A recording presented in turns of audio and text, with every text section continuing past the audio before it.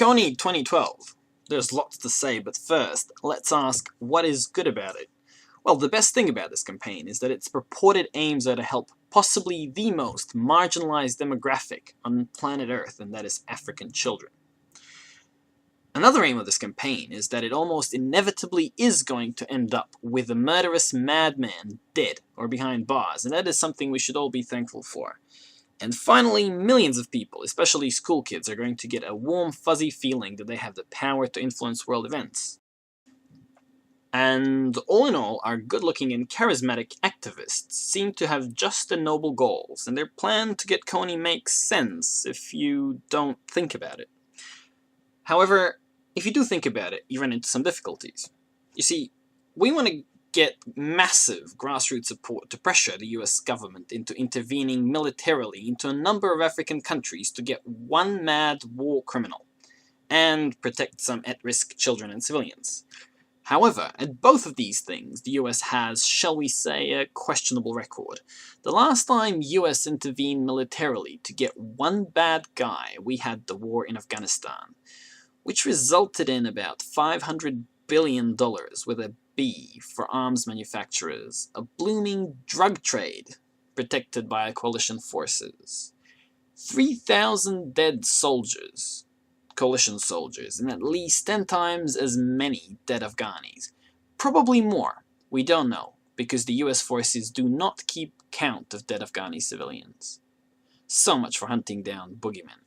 Now let's see what happens when US intervenes in Africa for the sake of protecting civilians.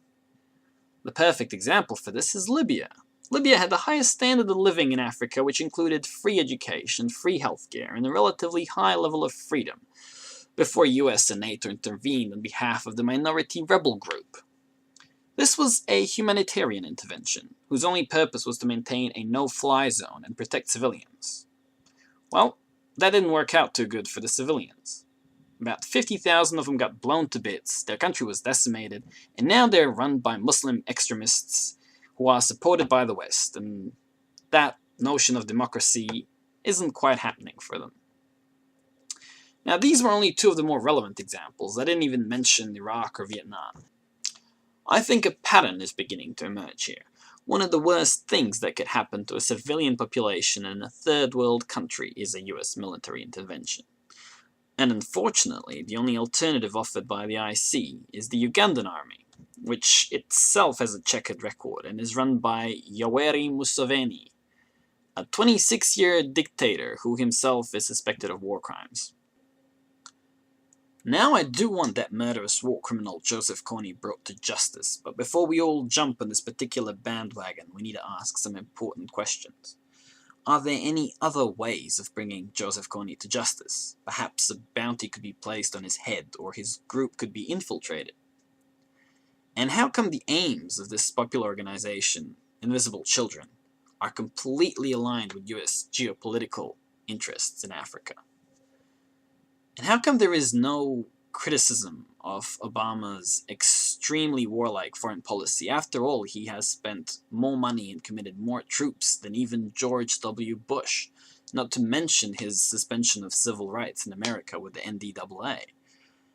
And one final note, how come this movie seems like an advertisement for Facebook and Twitter?